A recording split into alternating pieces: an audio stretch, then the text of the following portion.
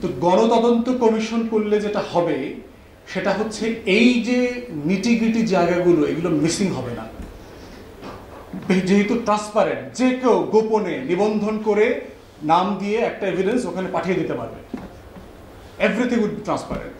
So এই গণতদন্ত কমিশনের ফরম্যাটে না গেলে যেটা হবে, বিচারটা সফিস্টিকেশনটা রক্ষা করে করা যাবে না, এই বিচারটাকে বিব্রত করবার একটা স্পেস খালি রাখা হবে। তখন পরবর্তীতে যে দেখেন লবিস্ট নিয়োগ করেছে, ওই লবিস্টরা তখন আবার এই বিচার ব্যবস্থাকে তখন প্রশ্ন করবে, তাহলে আপনি তথ্য গোপন করছেন, এভিডেন্স গোপন করছেন, বিচারটা স্বচ্ছ হবে না, প্রসিডিউরাল লুপহোল থাকবে, অনলি দেন বিচারটা স্বচ্ছ হয়নি বলে তখন আপনি ক্যাম্পেইন করতে পারবেন।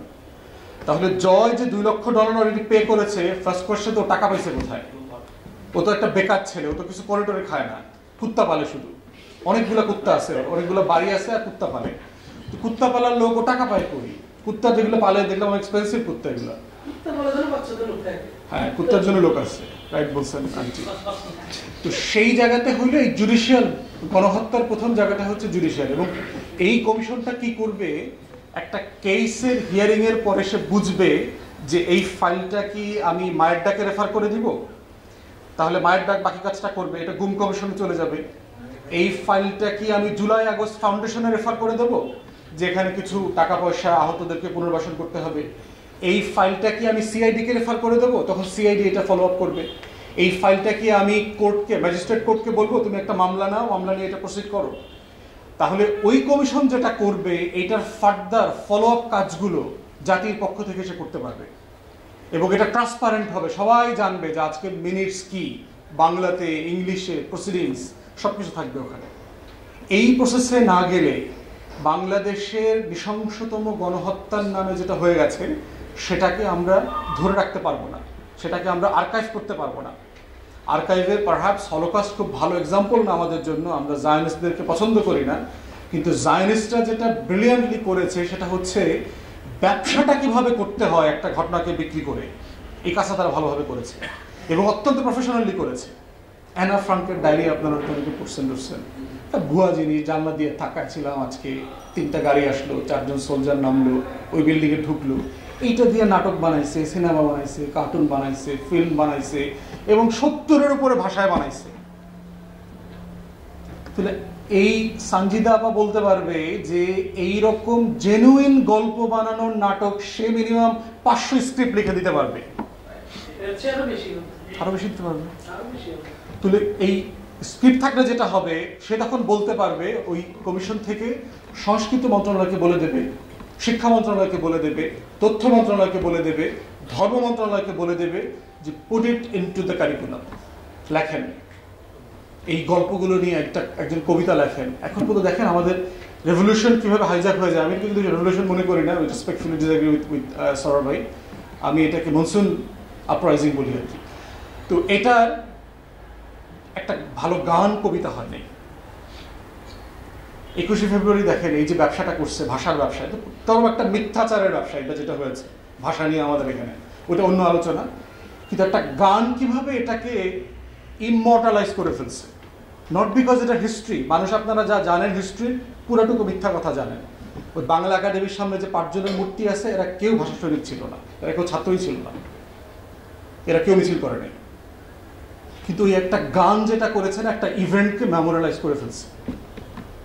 কিন্তু আমাদের এই অভ্যুত্থানে একটা কারো গান চোখে পড়ছে, একটা ভালো কবিতা যেটা আপনি এখন গুনগুন গুনগুন করে গান হাঁটেন, কথা বলেন, এটা নিয়ে কেউ গায় নাই, এখনো বন্ধ করে দেওয়া হয়েছে, নীরব করে দেওয়া হয়েছে। তো এই জন্য টিএসসিতে যারা ছাত্রছাত্রীরা যারা আছেন, টিএসসি কেন্দ্রিক কাজ করেন, আপনাদের মাথায় রাখতে হবে বন্যার মাল কালেকশনের থেকে কোনটা বেশি গুরুত্বপূর্ণ। ত্রাণ সরবরাহ কাজ এটা আগস্ট সেপ্টেম্বরের কাজ হইতে পারে না আমাদের, এটার জন্য অন্য লোক আছে, অন্যরা করবে, আপনারা আহ্বান করবেন।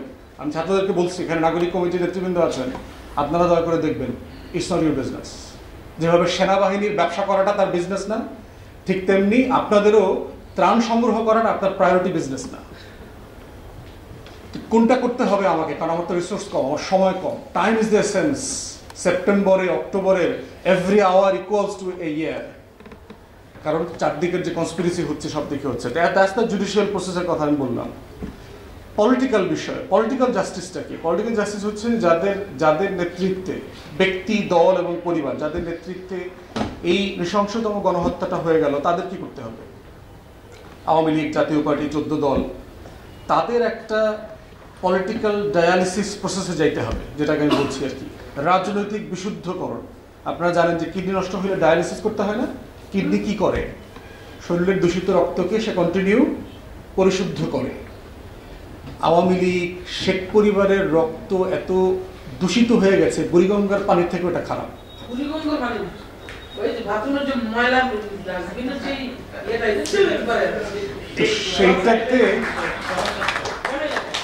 তো আওয়ামী লীগকে নামে কোনো একটা মোশন পয়েন্ট পর্যন্ত বাংলার জন্য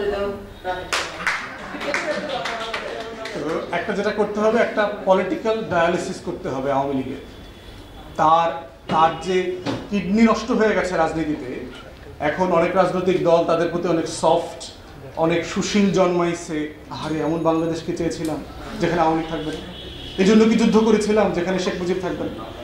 মানে এই যে সুশীল, এই সুশীলতা কিন্তু ফ্যাসিবাদ, মাথা রাখতে হবে। বাংলাদেশে যা কিছু সুশীল, এই বাংলাদেশে যা কিছু সুশীল, এটাই ফ্যাসিবাদ, এটা মাথা রাখতে হবে। সুশীল আর ফ্যাসিবাদ এক জিনিস, বাংলাদেশে কোনো পার্থক্য নাই এটার মধ্যে। অতএব পলিটিক্যাল রিহ্যাবিলিটেশন, পলিটিক্যাল ট্রান্সপ্ল্যান্ট করবার আগে আওয়ামী লীগ, জাতীয় পার্টিকে পলিটিক্যাল ডায়ালিসিস করাইতে হবে।